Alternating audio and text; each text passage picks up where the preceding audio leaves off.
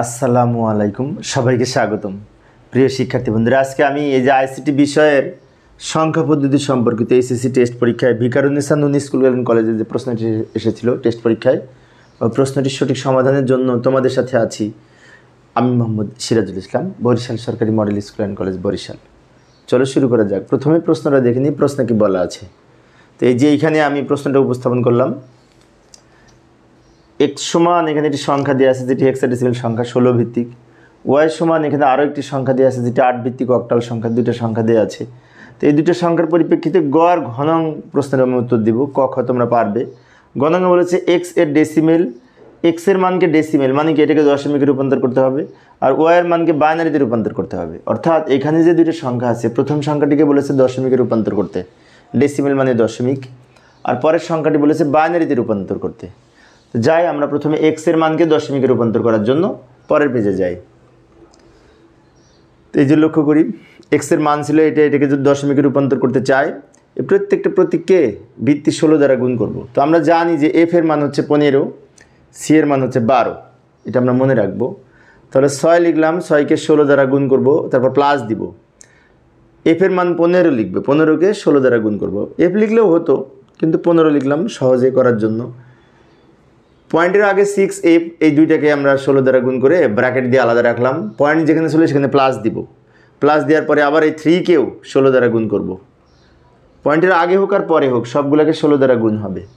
তারপর প্লাস দিব, সি এর মান 12, 12কেও 16 দ্বারা গুণ করব। এবং পয়েন্টের আগে এবং পরের সংখ্যা বোঝানোর জন্য ব্র্যাকেট দিয়ে রেখেছি যাতে সহজে বুঝতে পারি কোনটা কোন অংশ। এবার পাওয়ার লিখব, এটির উপরে পাওয়ার লিখব, এটির উপরে পাওয়ার লিখব, আবার এই 16-র উপরেও লিখব। প্রত্যেকটি 16-র উপরে পাওয়ার লেখার জন্য এই পয়েন্টের আগে পূর্ণ সংখ্যা, তাই এখানে 0, 1 এইভাবে লিখব, আর পয়েন্টের পরে ভগ্নাংশ সংখ্যা -1, -2 এইভাবে পাওয়ার লিখব। এবার সরল করব। 16কে পাওয়ার 1 করে 16 হয়, 6 16 96 গুণ করে, প্লাস 16কে পাওয়ার 0 করে 1 হয়, 1কে 15 দিয়ে গুণ করলে 15 হয়, প্লাস 16কে পাওয়ার 1 করে -1, কিন্তু এটা পাওয়ার 1 হবে না, -1। তো 16কে -1 পাওয়ার করে 3 দিয়ে গুণ করলে এই সংখ্যাটি পাবো, পয়েন্টযুক্ত সংখ্যা হবে। এবং এটা আমরা ক্যালকুলেটরের মাধ্যমে করব, তাহলে ভুল কম হবে। 16কে পাওয়ার 2 -2 পাওয়ার করে 12 দিয়ে গুণ করলে এই সংখ্যাটি হবে। এখানে আরও পয়েন্টের পরে সংখ্যা ছিল, আমি 4 সংখ্যা লিখেছি। এবার সবগুলো যদি যোগ করি, এই 1 2 3 4টা সংখ্যা যোগ করলে এই 111.2344 এই সংখ্যাটি হবে, যেটি দশমিক সংখ্যাতে ভিত্তি হিসাবে 10 লিখেছি। তো এটা হচ্ছে এটার সমতুল্য দশমিক মান। গ নাম্বারের একটা উত্তর পেলাম। আর ওয়াইয়ের মান ছিল অক্টাল, সেটাকে আবার দশমিকে রূপান্তর করতে, ওটাকে বাইনারি বলেছে, দশমিক না বাইনারি। তো ওয়াইয়ের মানকে এখন আমরা বাইনারিতে রূপান্তর করব। তো এই যে লক্ষ্য করি, ওয়াইয়ের মান এখন 123.25। প্রত্যেকটাকে আমরা এখানে একটু ফাঁকা করে লিখে নিলাম। এখানে একটি বিষয় বলি, অক্টাল থেকে সরাসরি বাইনারিতে রূপান্তর করা যায় 3 বিট করে বাইনারি মান বসিয়ে, কারণ অক্টাল হচ্ছে 3 বিটের কোড। আবার অনেকে এটাকে কী করে, দশমিকে রূপান্তর করে সেখান থেকে আবার বাইনারি করে। এটা সময় সাপেক্ষ ব্যাপার এবং কঠিন। তো এটা সহজ, যে 3 বিট করে বাইনারি মান বসাবো। এখন 3 বিট বাইনারি মান বসানোর জন্য আমরা এখানে একটা কোডের হেল্প নিতে পারি। এই যে 3 বিট করে বাইনারি মান এখানে লেখার জন্য আমরা একটা কোডের হেল্প নিব। এই যে 421 এই কোড ধরে যদি আমরা একের মান বের করতে চাই, তো সবার শেষে 1 আছে, 1 যেখানে আছে সেখানে 1, বাকিগুলো 0। এটা হচ্ছে 1-এর বাইনারি, 1-এর নিচে লিখব।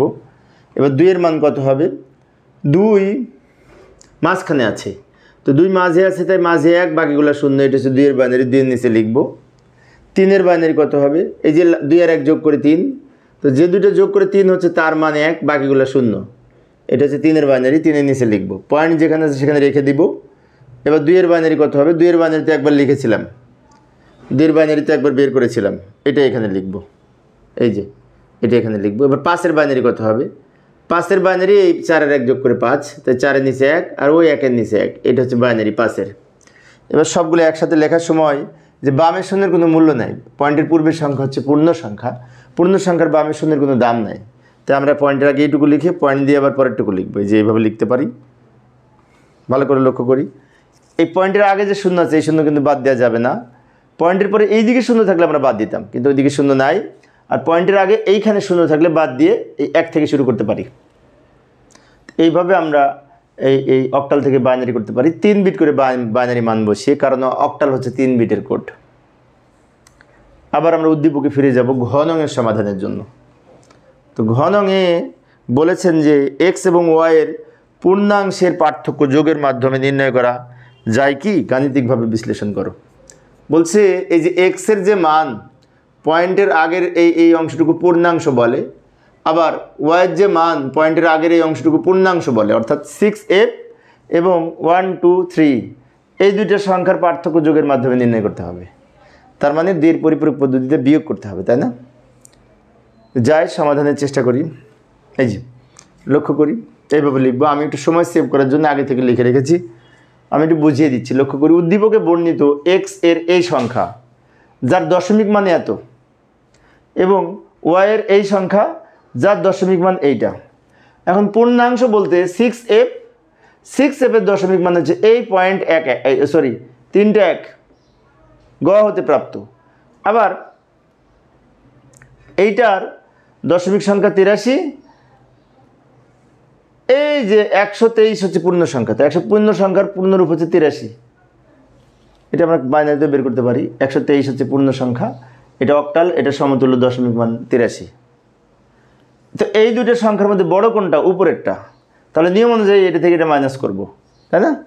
তো পার্থক্য নির্ণয় করার সময় আমরা এই যে 111 থেকে 100 যদি 83 মাইনাস করি তাহলে বিয়োগফল হবে, এবং বিয়োগফল নির্ণয়ের ক্ষেত্রে দ্বিতীয় সংখ্যাটি মাইনাস হয়ে যাচ্ছে, কিন্তু ঋণাত্মক হচ্ছে। তো যেহেতু ঋণাত্মক হচ্ছে, এটাকে 2 এর পরিপূরক মান নির্ণয় করতে হবে। এখানে লিখে রাখলাম যে এই -83 মান বের করতে হলে 2 এর পরিপূরক করে বাইনারি মান নির্ণয় করতে হবে। এখন এখানে আর একটা বিষয়, এই দুইটা সংখ্যাকে বাইনারিতে রূপান্তর করতে হবে।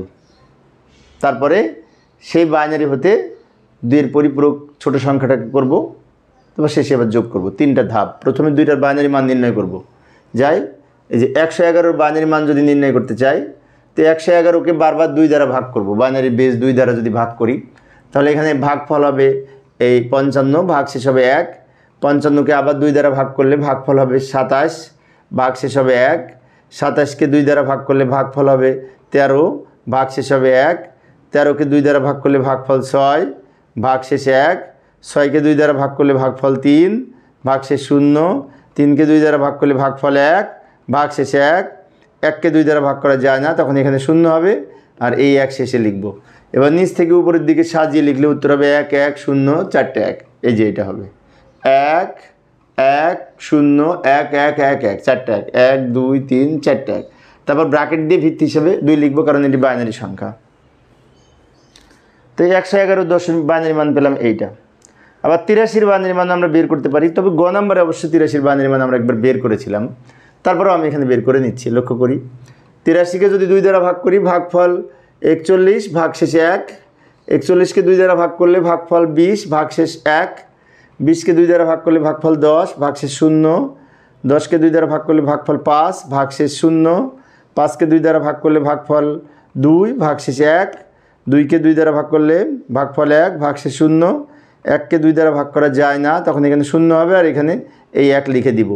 এবার নিচ থেকে উপরের দিকে সাজিয়ে লিখলে উত্তর হবে 1 0 1 2টা 0 1। এই যে এইটা হবে। একটু দ্রুত বলেছি, কারণ বাইনারি আমরা তো সবাই তো নির্ণয় করতে পারি, সেই জন্য। এখন এই যে 83 বাইনারি আর 111 বাইনারি পেলাম, এর মধ্যে ছোট কোনটা? 83। তাহলে 83 বাইনারিকে আমরা 2 এর পরিপূরক মানে রূপান্তর করব, করার পরে -83 বাইনারি মান বের করব 2 এর পরিপূরক করে।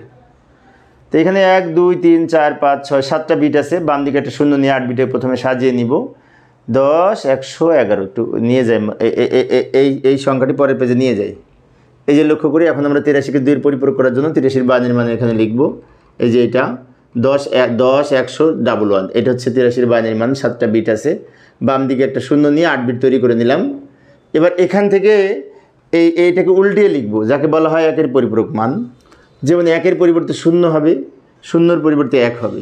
1 এর পরিবর্তে 0, 0 এর পরিবর্তে 1, 1 এর পরিবর্তে 0, 0 এর পরিবর্তে 1 লিখে যেটি পেলাম, এটাকে 1 এর পরিপূরক মান বলে, উল্টিয়ে লিখলাম। এর সাথে 1 প্লাস করে যেটা পাবো সেটা হচ্ছে 2 এর পরিপূরক মান। লক্ষ্য করি, এই লাইনের সাথে 1 যোগ করব, 0 আর 1 যোগ করে 1, এই 0 নেমে গেছে, 2টা 1 নেমে গেছে, এই 0 নামছে, এই 1 নামছে, 0 নামছে, 1 নামছে। এটা হচ্ছে এই বাইনারি -83 বাইনারি মান। এখন অনেক শিক্ষার্থী মনে হতে পারে মাইনাস হলো কেন? কারণ কোনো পজিটিভ সংখ্যাকে 2-এর পরিপূরক করে নেগেটিভের মান পায়, যাকে নেগেশন বলে। এবং অন্যভাবে বলতে পারি এই যে চিহ্ন বিট, প্রথম 8 বিট রেজিস্টারের প্রথম বাম দিকের বিটকে চিহ্ন বিট বলে। চিহ্ন বিট 0 মানের সংখ্যাটি প্লাস সংখ্যা হয়, চিহ্ন বিট 1 হলে সংখ্যাটি মাইনাস হয়। চিহ্ন বিট হচ্ছে প্লাস মাইনাস নির্ধারণকারী বিট। চিহ্ন বিট 1 মানে মাইনাস, চিহ্ন বিট 0 মানে প্লাস। এখন আমাদের আর একটু বাকি আছে, সেটা হচ্ছে এই বাইনারি মানের সাথে আর একটা সংখ্যা ছিল না, 111 বাইনারি মান কিছুক্ষণ আগে বের করেছি। ওই বাইনারি মানকে 8 বিটে সাজিয়ে ওইটার সাথে এখন এটা যোগ করব। এইখানে জায়গা হবে না, আমি পরের পেজে যাচ্ছি। যাই, প্রথমে 111 বাইনারি মান লিখব। কিছুক্ষণ আগে কিন্তু বের করেছিলাম 111 বাইনারি মান 2 দিয়ে ভাগ করে করে, মনে আছে? ওই সংখ্যাটা এখানে নিয়ে আসলাম, 2, 4, 6, 7টা বিট। তো বাম দিকে আর একটা 0 দিয়ে 8 বিট তৈরি করে নিলাম। এটা নিচে লিখবো -83 বাইনারি মান। -83 বাইনারি মান কিছুক্ষণ আগে বের করলাম 2-এর পরিপূরক করে, ওই মানটা এখানে লিখে দিব। কিছুক্ষণ আগে যেটা বের করলাম ওই মানটা এখানে লিখে দিব। লেখার সময় খেয়াল রাখবো লাইন লাইন যেন ঠিক থাকে, তাহলে আমাদের যোগ করতে সুবিধা হবে। এইবার আমরা দুইটা যোগ করব, তাহলে যোগের মাধ্যমে পার্থক্য হবে। এদিকে যোগ করব, কিন্তু এটা থেকে এটা আবার বিয়োগ করে লিখব। সেজন্য বলা হয় যোগের মাধ্যমে বিয়োগফল নির্ণয়, অর্থাৎ যোগের মাধ্যমে পার্থক্য নির্ণয়। এদিকে যোগ করব, কিন্তু এদিকে মাইনাস করব। মাইনাস করে 28 পেয়েছি। এবার ভালো করে লক্ষ্য করি, এই যোগ বাইনারি যোগ। আর বাইনারিতে আমরা জানি 2টা 1 যোগ করে 2 হয়, 2 থেকে 2 বিয়োগ করে 0। এইভাবে আমরা বুঝতে পারি। আর যদি মনে করি না এইভাবে ঝামেলা 2 বিয়োগ করা, তাহলে আমরা এইভাবে নির্ণয় করতে পারি যে 1 আর 1 যোগ করে 10। কেন 10? 1 আর 1 যোগ করে 2, 2 এর বাইনারি 10। আবার 3টা 1 যোগ করে 11, কারণ 3টা 1 যোগ করে 3, 3 এর বাইনারি 11। তো এই যে 1 আর 1 যোগ করে 10 আর 3টা 1 যোগ করে 11, এইভাবে আমরা বোঝার চেষ্টা করব, তাহলে সহজ হবে অঙ্ক করা। 1 আর 1 যোগ করে 10, 10-এর 0 হাতে থাকে 1, হাতের 1 আর এই 1 যোগ করে আবার 10, 10-এর 0 হাতে থাকে 1, হাতের 1 আরে 2টা 1, 3টা 1 হচ্ছে, 3টা 1 যোগ করে 11-এর 1 হাতে থাকে 1, হাতের 1 আরে 2টা 1, 3টা 1 হচ্ছে, 3টা 1 যোগ করে 11-এর 1 হাতে থাকে 1, হাতের 1 0 সাথে যোগ করে 1, এবার হাতে কিছু নাই, এই 1 1 যোগ করে 10, 10-এর 0 হাতে থাকে 1, হাতের 1 আর এই 1 যোগ করে 10, 10-এর 0 হাতে থাকে 1, হাতের 1 এই 1-এর সাথে যোগ করে 10, 10-এর 0 হাতে থাকে 1, সেই 1 বাম দিকে লিখে দিলাম। এটা হচ্ছে বাইনারি সংখ্যা। এবং আরেকটা বিষয় হচ্ছে, এখানে আমরা 8 বিট রেজিস্টারে অঙ্ক করে একটা বেশি পেলাম বিট, 9 বিট পেয়েছি। এবং এই হলুদ কালার পর্যন্ত এ পর্যন্ত 8 বিট, আর এই 1 হচ্ছে 8 বিটের বাইরে, যাকে ওভারফ্লো বলে বা ক্যারি বিট বলে। এবং এইটা বাদ দিয়ে বাকি উত্তর লিখতে হয় আমাদের নিয়ম অনুযায়ী, কারণ ক্যারি বিট বিবেচনা করা হয় না, ওভারফ্লো বিবেচনা করা হয় না। এটা যদি বিবেচনা করা না হয়, এখান থেকে উত্তর হলেই বামের শূন্যের কোনো দাম নেই। এইটুকু উত্তর, 3টা 1, 2টা 0, 28-এর বাইনারি মান হবে। অর্থাৎ পার্থক্য 28, যার বাইনারি মান এইটা। এবং 28 সংখ্যাটি ধনাত্মক সংখ্যা, প্লাস সংখ্যা। কেন পজিটিভ? এই যে চিহ্ন বিট 0, চিহ্ন বিট 0, তাই সংখ্যাটি ধনাত্মক। এটা হচ্ছে চিহ্ন বিট। তো প্রিয় শিক্ষার্থী বন্ধুরা, এই ছিল আজকের আলোচনা। পরের ক্লাসটি দেখার আমন্ত্রণ রইল। খোদা হাফেজ।